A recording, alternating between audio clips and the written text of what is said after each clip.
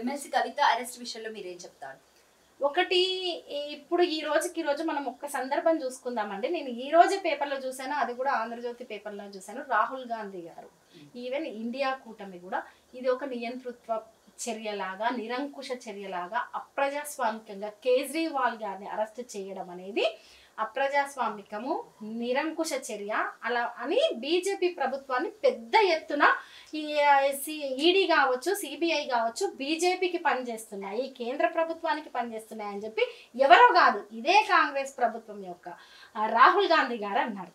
మరి అదే అదే ఇష్యూ కదండి కవిత గారిని కూడా అరెస్ట్ చేసి తీసుకెళ్ళి ఈరోజు విచారణ పేరుతోటి అరెస్ట్ చేసి తీసుకెళ్లిన సందర్భము.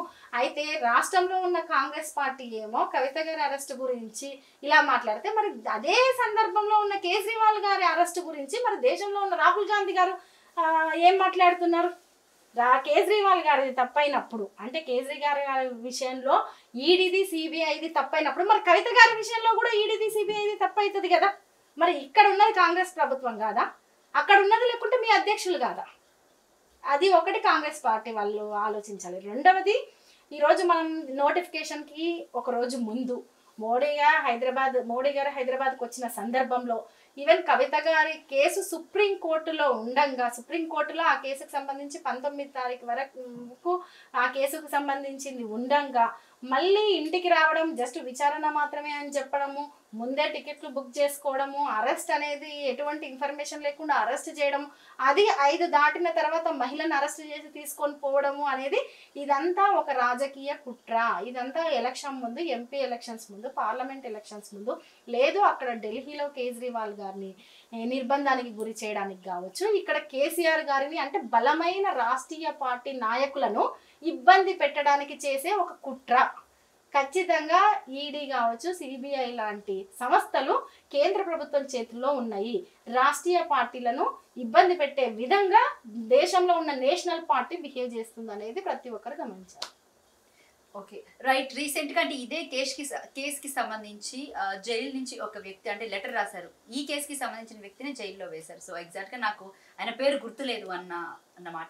సో ఆయన ఏంటంటే కవితకి లిక్కర్ స్కామ్స్ కేసులో ప్రమేయం ఉంది, డబ్బులు చేతులు మారాయి అని చెప్పేసి లెటర్ విడుదల చేశారు. దాని గురించి మీరేం చెప్తారు? ఒకటి, అటువంటి సంస్థలు స్వచ్ఛందంగా వాళ్ళు ఎవరి నిర్ణయాలతోటో లేకపోతే ఏదో ఎవరో ప్రలోభ పెడితేనో పని చేయకుండా ఉంటే మనం దేన్నైనా నమ్మొచ్చండి. ఈ రోజు వరకు ఈడీ 10 సంవత్సరాల్లో 5,000 కేసులు నమోదు చేస్తే 29 కేసులు మాత్రమే నిరూపితమయ్యాయి. ఇప్పటికీ కూడా ఇది ఇంకా విచారణ మాత్రమే జరుగుతుంది, నిరూపితం కాలేదు. సరే, ఈరోజు ఆ సంస్థలు స్వచ్ఛందంగా పనిచేస్తలేవు, ఆ సంస్థలు కేంద్ర ప్రభుత్వం ఆధీనంలో పనిచేస్తున్నాయి, వాళ్ళు ఏం చెప్తే అలా ఆడుతున్నాయి. దాంట్లో భాగంగానే ఇది జరిగింది. ఇంకేమన్నా వస్తాయి, లెటర్లు వస్తాయి, అవంటారు ఇవంటారు, ఇది చేసిరంటారు అది చేసింటారు, అది అన్ని రకాలుగా కేసీఆర్ గారిని ఇబ్బంది పెట్టడానికి కావచ్చు. ఇప్పుడు కాదు, ఇది ఈ రోజు మొదలైంది కాదు, ఈ రోజు కొత్తగా కాదు, గత 2 సంవత్సరాలు 3 సంవత్సరాల ముందు నుంచి కూడా కేసీఆర్ గారిని అంటే ఏ రాష్ట్రాల్లో అయితే రాష్ట్ర పార్టీల నాయకులు బలంగా కొట్లాడుతున్నారు, ఆ ప్రాంత అవసరాల కోసం కొట్లాడుతున్నారు, కేంద్ర ప్రభుత్వం ఇచ్చే నిధుల గురించి కొట్లాడుతున్నారు. ఈవెన్ ఈ పార్టీలు ఏదైతే నేషనల్లో కూడా వాళ్ళ యొక్క సత్తా చాటుకునే విధంగా అడుగులు ప్రారంభించిన పార్టీలు ఉంటాయి కదా. అంటే ఇప్పుడు ఆమ్ ఆద్మీ పార్టీ ఒక ఢిల్లీలోనే కాదు, పంజాబ్లో, గోవాలో విస్తరిస్తున్న సందర్భం చూస్తున్నాము. ఈవెన్ కేసీఆర్ గారు బీఆర్ఎస్ పార్టీని పెట్టి మహారాష్ట్రలో అలా ఆ సందర్భాల్లో వీళ్ళను ఇబ్బంది పెట్టడానికి చేసిన కుట్రలో భాగమే ఇదని నేను భావిస్తున్నాను. రైట్. త్వరలో ఎంపీ ఎలక్షన్స్ రాబోతున్నాయి. ఉమ్మడి పాలమూరు జిల్లాకి సంబంధించి నాగర్ కర్నూలు నుంచి ఈసారి ఆర్ఎస్ ప్రవీణ్ కుమార్ పోటీ చేస్తున్నారు. సో మీరు ఆయనకి సపోర్ట్ చేస్తారా?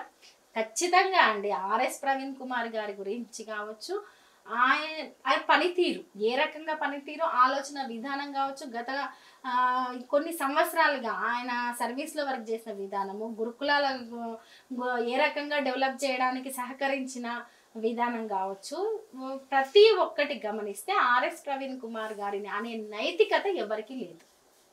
ఖచ్చితంగా ఆయనను బీఆర్ఎస్ పార్టీ ఆహ్వానించడం, బీఆర్ఎస్ పార్టీలోకి రావడము అనేది ఇది ఒక మంచి రాజకీయ పరిణామము. తెలంగాణ ప్రాంతంలో ఈ రోజు రేపు భవిష్యత్తు తెలంగాణకు ఇది ఒక మంచి శుభ సూచకం.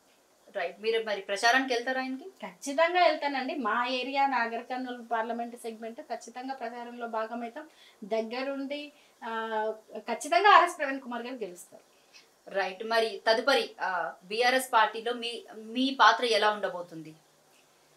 చాలా బలంగా ఉండబోతుందండి. ఒక బలమైన మహిళా నాయకురాలిగా నేను బీఆర్ఎస్ పార్టీలో కొట్లాడబోతున్నాను. అది మొట్టమొదట సాయి తదనంతరం నన్ను ఏదైతే నాకు ధైర్యం ఇచ్చి సపోర్ట్ ఇచ్చి కేసీఆర్ గారు నడిపించి, సరే ఆ తదనంతరం అనేక పరిణామాలు జరిగినాయి, అది ప్రతి ఒక్కరికి తెలిసిన సంగతి. అయితే రాజకీయాల్లో ఒక అధికారంలో ఉండి ఒక పొజిషన్లో ఉండి ఒక స్థానంలో ఉండి విషయాలను తెలుసుకోవడం పనిచేయడం ఒక తీరు, ప్రజల్లో అంటే ప్రతిపక్ష హోదాలో ఉండి పనిచేయడం అనేది ఒక తీరు. నాకు మొదటి అవకాశం ప్రతిపక్షంలో ఉండి పనిచేయడం వచ్చినందుకు నేను అంటే ఇది ఒక అడుగు ప్రజల గురించి ప్రజా సమస్యల గురించి ప్రజలకి ఏది అవసరమో లేకుంటే ప్రభుత్వాన్ని పరిగెత్తించి పని చేయడానికి ప్రతిపక్ష హోదా అని ఉండడము పని చేయడము తెలుసుకోవడం అనేది రాజకీయాల్లో నేర్చుకునే దాంట్లో ఇది ఒక దశ. ఈ దశ నాకు మొదటి దశలో రావడం అనేది నేను సంతోషంగానే భావిస్తున్నాను. అయితే మీరు ఎప్పటికీ పార్టీ మారడు? నేను పార్టీ మారదు.